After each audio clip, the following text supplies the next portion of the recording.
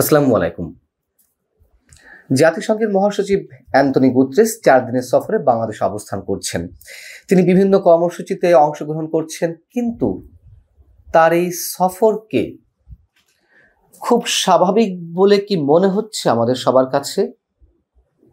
কোথাও কি বা অনেক ক্ষেত্রে কি একটু অসঙ্গতিপূর্ণ বলে মনে হচ্ছে না? যখন বাংলাদেশে জুলাই আগস্ট হত্যাকাণ্ড নিয়ে জাতিসংঘের মানবাধিকার বিষয়ক হাই কমিশন তুমুল একটি বিতর্কিত রিপোর্ট তারা তুলে ধরল, একই সঙ্গে তার পরপরই আবার বিবিসির সঙ্গে একটা বিশেষ সাক্ষাৎকারে সেই হাই কমিশনের প্রধান ভলকার তুর্ক বাংলাদেশের সেনাবাহিনী নিয়ে বিতর্কিত মন্তব্য করলেন। তার পরপরই আবার জাতিসংঘের মহাসচিবের বাংলাদেশে আগমন। আচ্ছা, তিনি সফর করতেই পারেন যৌক্তিক বিভিন্ন কারণে, কিন্তু এ পর্যন্ত যে কটি কর্মসূচি তার আমাদের সামনে এসেছে বা তিনি যেসব কর্মসূচিতে অংশ নিয়েছেন, তাতে কি মনে হয় যে তার এই সফরটি খুব গুরুত্বপূর্ণ কিছু ছিল তার নিজের জন্য বা জাতিসংঘের জন্য? তিনি শনিবারও বেশ কয়েকটি বৈঠকে অংশগ্রহণ করেছেন। তার আগে শুক্রবার তিনি যে রোহিঙ্গা শিবির পরিদর্শনে গেলেন, 1 লাখ রোহিঙ্গার সঙ্গে ইফতার করলেন, সেটি নিয়েও আমি এর মধ্যে প্রশ্ন তুলেছি। তার কাছে বিশেষ যে দুটি বার্তা একেবারে ভিত্তিহীন নতুন করে তিনি আবার আমাদের সামনে প্রকাশ করলেন, এগুলো করার জন্য তার এখানে আসার কোনো প্রয়োজন নেই, এটি আমি আগেই বলেছি। শনিবার হোটেল ইন্টারকন্টিনেন্টালে তিনি জাতীয় ঐকমত্য কমিশন এবং বিভিন্ন রাজনৈতিক দলের প্রতিনিধিদের সঙ্গে বৈঠক করলেন। কোন ইস্যুতে? সংস্কার ইস্যুতে। আচ্ছা, সংস্কার ইস্যুতে জাতিসংঘ এত বেশি ইনভলভড হবে, এটা কি আগে কারো কোনো ধারণা ছিল? জাতিসংঘের মহাসচিব এসে সংস্কার বিষয়ে আলাপ আলোচনা করতেই পারেন রাজনৈতিক দলগুলোর সঙ্গে, কিন্তু জাতীয় ঐকমত্য কমিশনের সঙ্গে কেন? আমি জানি না, এর অন্য কোনো মাজেদা থাকতে পারে। আমার কাছে এটি একটু অন্যরকম মনে হচ্ছে। পাশাপাশি তরুণ সমাজ বা সুশীল সমাজের প্রতিনিধির সঙ্গে তার বৈঠক হয়েছে হোটেল ইন্টারকন্টিনেন্টালে। আচ্ছা, এখনো ঠিক ক্লিয়ার না যে নতুন যে রাজনৈতিক দল এনসিপি, জাতীয় নাগরিক পার্টি, তার যে আহ্বায়ক নাহিদ ইসলাম রাজনৈতিক দলের প্রতিনিধি হয়ে তার সঙ্গে বৈঠক করেছেন, নাকি তরুণদের প্রতিনিধি হয়ে বৈঠক করেছেন, জানি না। এ বিষয়ে পরে কয়েকটি প্রশ্ন আছে, আমি সেগুলো রাখবো আপনাদের কাছে। তো নাহিদ ইসলাম মহাসচিবের সঙ্গে বৈঠক করে সেখান থেকে বেরিয়ে সাংবাদিকদের কি বললেন? তিনি বললেন যে এনসিপির পক্ষ থেকে সংস্কার বিষয়ে যে অবস্থান, অর্থাৎ গণঅভ্যুত্থান পরবর্তী প্রেক্ষিতে যে সরকার গঠিত হয়েছে, সেখানে সংস্কার ও বিচার অন্যতম কমিটমেন্ট জনগণের কাছে। ফলে মৌলিক সংস্কারের ভিত্তি এই সরকারের সময় তৈরি করতে হবে। এই সরকারের সময় মৌলিক সংস্কারের ভিত্তি তৈরি করতে হবে। সকল রাজনৈতিক দল মিলে একটা ঐকমত্য পোষণ করতে হবে, যেটাকে জুলাই সনদে কথা বলা হচ্ছে, এবং জনগণের কাছে সংস্কারের ক্ষেত্রে আমাদের যে কমিটমেন্ট ও ধারাবাহিকতা, সেটার জন্য জুলাই সনদ দ্রুত বাস্তবায়নের কথা বলেছি। মানে তিনি জাতিসংঘের মহাসচিব অ্যান্টনিও গুতেরেসকে জানিয়েছেন।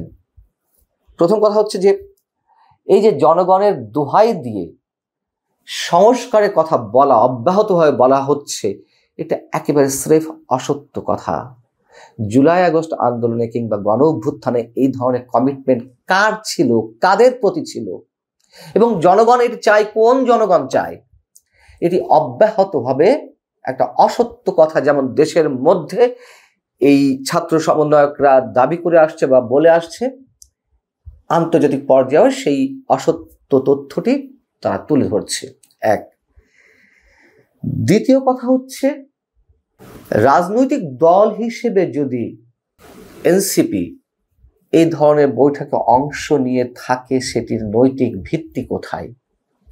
এনসিপি তো এখনো পর্যন্ত কোনো নিবন্ধিত রাজনৈতিক দল হয়ে ওঠেনি, কেবল তাদের নামটি প্রকাশ করেছে। তাহলে অন্য আর যে সব রাজনৈতিক দল রয়েছে সবার সাথে এই ধরনের বৈঠকে আয়োজন করতে হবে, সেটি কি করা হচ্ছে না।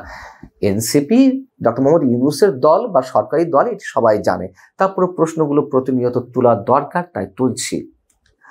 আচ্ছা, ধরে দিলাম যে এনসিপি রাজনৈতিক দলের আওতায় পড়ে এই ধরনের কর্মসূচিতে অংশ নিচ্ছে না বা বৈঠকে তারা অংশগ্রহণ করছে না এর আওতায়, তাহলে কিসের আওতায় করতে পারে? তরুণ সংগঠন বা কি বলা যেতে পারে এটিকে। যাই হোক, যদি তরুণ প্রতিনিধি হিসেবে তিনি জাতিসংঘের মহাসচিবের সাথে অংশ নিয়ে থাকেন বৈঠকে, তাহলে আর সব তরুণ প্রতিনিধিরা কোথায়, অথবা আর সব ছাত্র প্রতিনিধিরা কোথায়? অর্থাৎ এই যে জনগণের দোহাই দিয়ে এনএসপির মাধ্যমে জাতিসংঘের মহাসচিবের কাছে একটা বার্তা পৌঁছে দেওয়ার চেষ্টা, জাতিসংঘের মহাসচিবের সফরের বা দেশের টাকা খরচ করে তাকে সফরে আনার অন্যতম উদ্দেশ্য এটি অন্যতম। এবং এর আগে বলেছি যে রোহিঙ্গাদের মধ্যে গ্রামীণ ব্যাংকের ঋণ বিতরণের এক ধরনের দাবি উঠেছে বা প্রস্তাব তুলেছে ইউরোপীয় ইউনিয়নের কমিশনার কয়েকদিন আগে, যিনি সফর করে গেলেন। আবার একই কথা বলেছেন জাতিসংঘের মহাসচিব নানান স্বার্থ সংশ্লিষ্ট এজেন্ডার মধ্যে রয়েছে।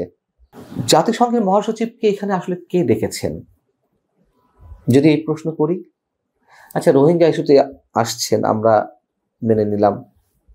এই যে সংস্কার ইস্যুতে তিনি সব দলের সঙ্গে বৈঠক করছেন, ঐক্যমত্যের কমিশনের সঙ্গে বৈঠক করছেন, এই যে দুতিয়ালি করার দায়িত্বটা তাকে কে দিয়েছে? অন্য কোনো রাজনৈতিক দলের দাবি ছিল, বা সরকারও কি এইভাবে বলেছে যে জাতিসংঘের মধ্যে ইনভলভ হতে পারে? আমরা জানি না। যতদূর জেনেছি, ভলকার তুর্ক মানবাধিকার বিষয়ক হাই কমিশনের যিনি প্রধান, তিনি আমাদের প্রধান উপদেষ্টা ডক্টর মোহাম্মদ ইউনূসের খুবই ঘনিষ্ঠ মানুষ, বন্ধু মানুষ, এটুকু যেমন জানি। আবার অ্যান্টনিও গুতেরেসের সঙ্গেও তার একটি পার্সোনাল সম্পর্ক রয়েছে। সেই সম্পর্কগুলোর জায়গা থেকে নতুন কোনো সমীকরণ দাঁড় করানোর চেষ্টা কোনো এক পক্ষের থেকে চেষ্টা হচ্ছে কিনা এই মুহূর্তে আসলে ততটা নিশ্চিত করে আমরা বলতে পারছি না। তবে কোনো একটা কিন্তু আছে। সব কিছু মিলিয়ে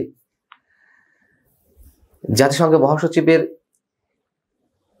এই সফরে অন্তত দ্বিতীয় দিনে তার যে কর্মসূচি, এটা তো একেবারে বোগাস শো অফ।